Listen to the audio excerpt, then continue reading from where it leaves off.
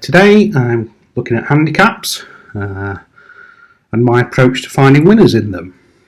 Now obviously handicaps are the toughest races that we can bet in. Well, the simple reason is they're very, very hard to solve. A lot of people have approaches of statistics and speed figures and other things like that. But for me, the best approach is to look for what I call a prep run. Now, prep runs are something that I saw a lot in my time in the States, and something that stayed with me and served me well over the years. This is something that I think is frowned upon in this country because it indicates that horses were running previously weren't trying to win. In the UK, we tend to be all about fairness and everything trying to do its best. But in the world of horse racing and handicaps in particular, this is not relevant because by the very nature of the system, handicaps are only won by horses who are improving or horses that are well handicapped. So well handicapped would mean horses running off a lower mark than it's previously run well at or even won at. But prep runs are the biggest indicator for me for winner finding in handicaps. Now, I only tend to bet in handicaps of class 3 or above. For a simple reason, these horses tend to be more consistent, they tend to have lesser problems, and tend to run at the better tracks as well. So you sort of know where you stand with them. So let's have a look at this market raising race, 205, it's a handicap hurdle. So we're looking for a prep run. So a prep run to me would be something that's happened in the last 3 to 4 weeks. It could be shorter, it could be the last couple of weeks or even a week, but nothing more than 4 weeks ago. So obviously in the Racing Post it gives you an insight of when the last run was. So we've got 153 days, 9 days, 138, 18F, which obviously flat run 18 days ago. So we're looking for something that's run recently. So I think we can safely say that highly prized 153 days is not something that's run recently. So we'll get rid of highly prized.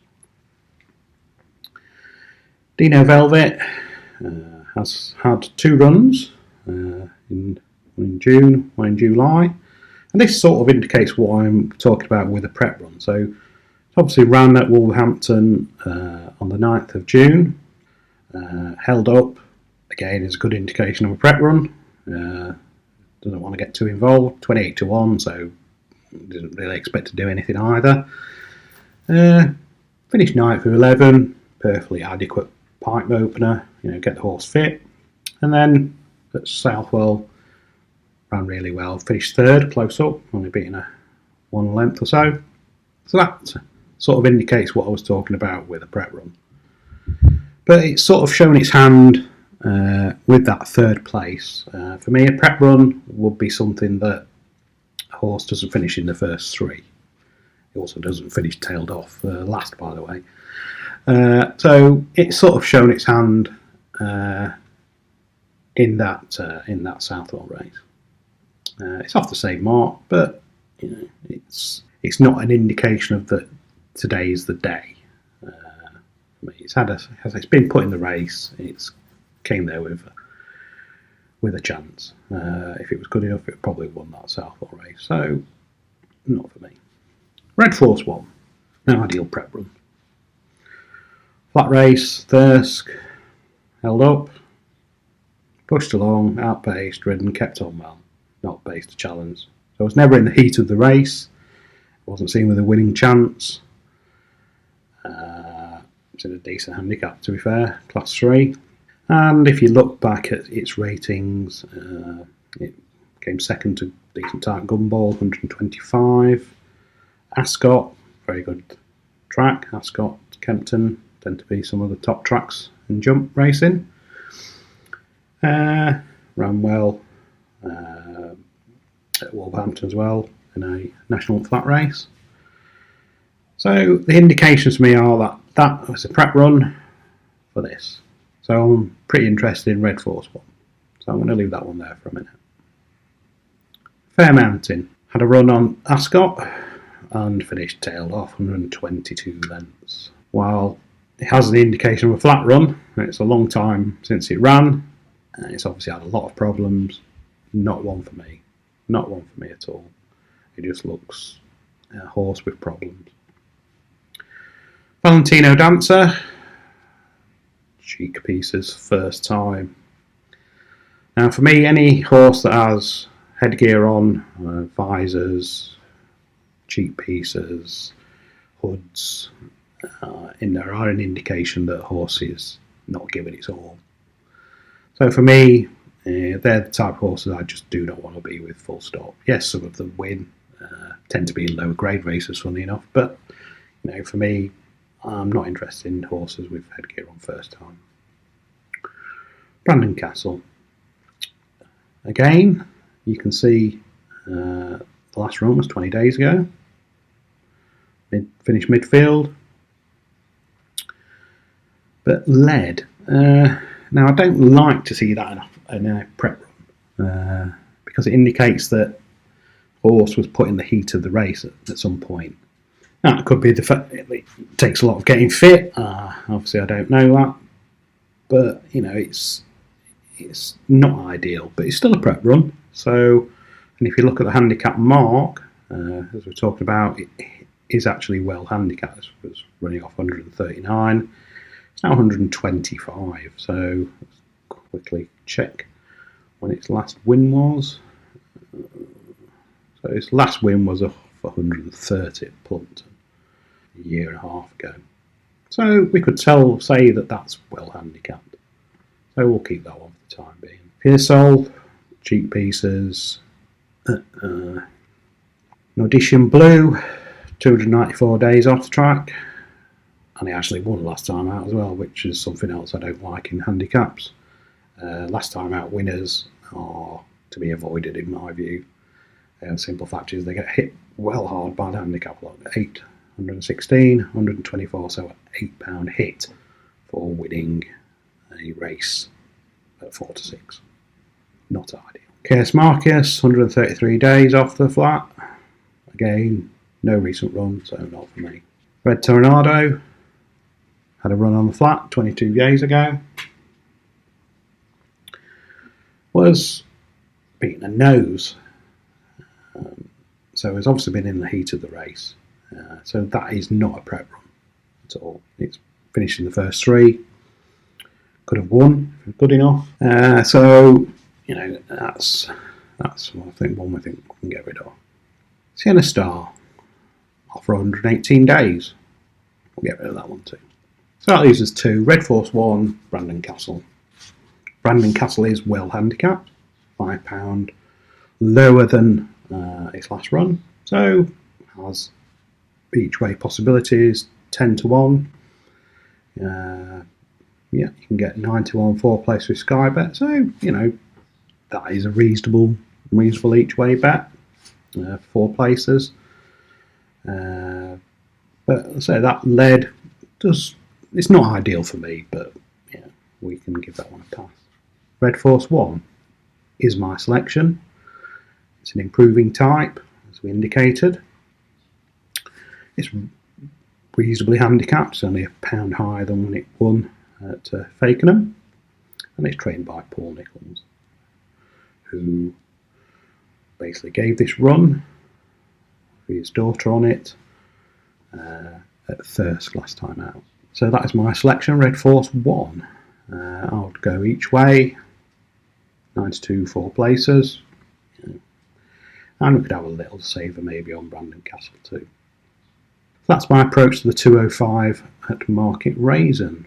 So just to recap, when looking for winners in handicaps, look for the prep run.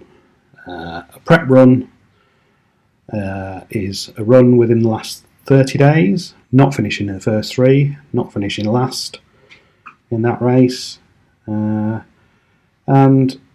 after that would be after a layoff of a considerable time of more than say 50 days.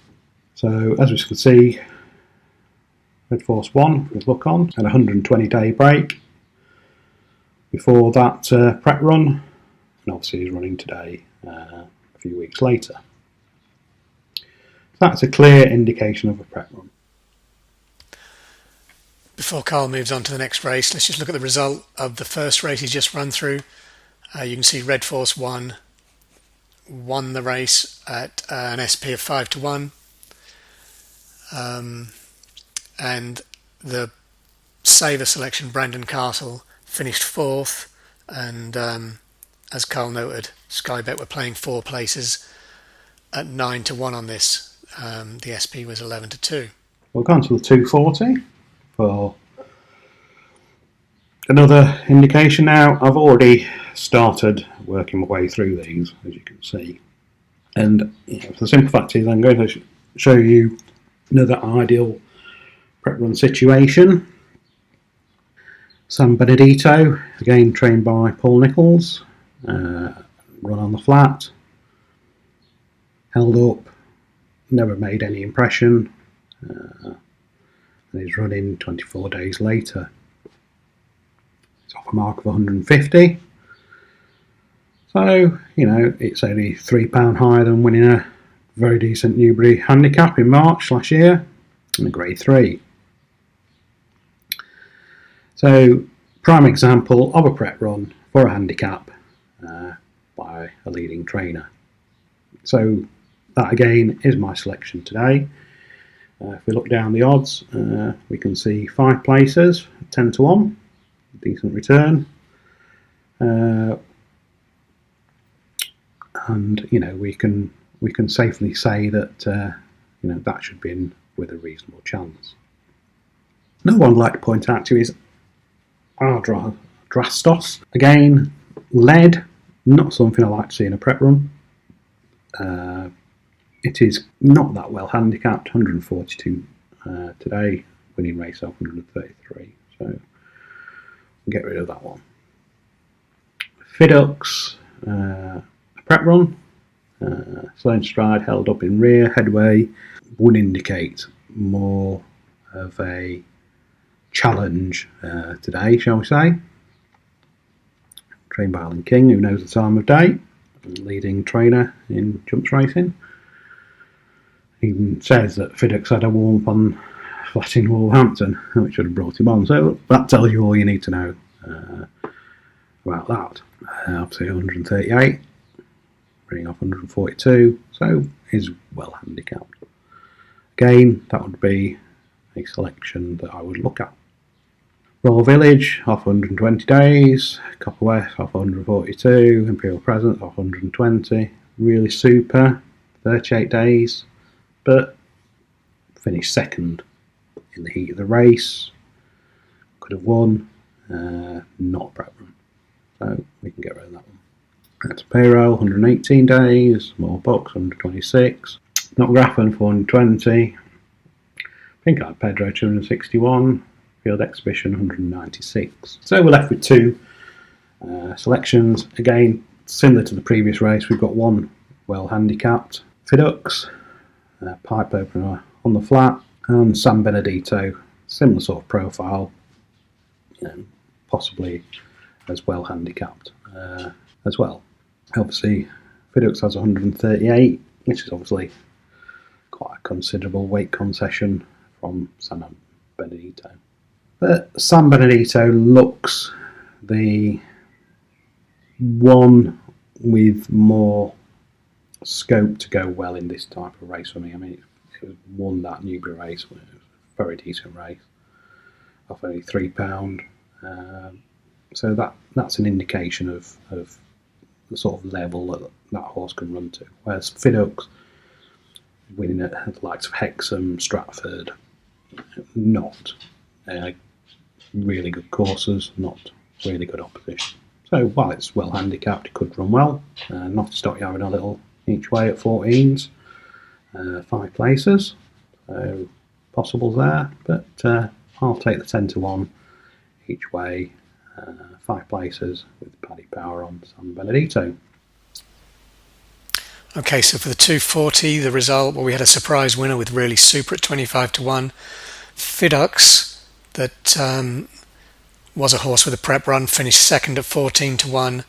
And San Benedito finished 8th. I hope that gives you an indication of my approach to handicap betting.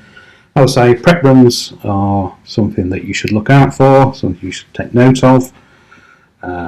In this country we don't tend to look at that approach, but it is a winning approach that most trainers will have. It's a simple fact. Handicaps are designed to be manipulated. That's the only way you're going to win them. My name's Nicholson, and I hope you found this video very useful and educational. And I hope it's something that you can refer back to time and time again. If you want any free tips or want to join my service, you can do at valuebacking.com, or you can follow me on Twitter for free tips at valuebacking.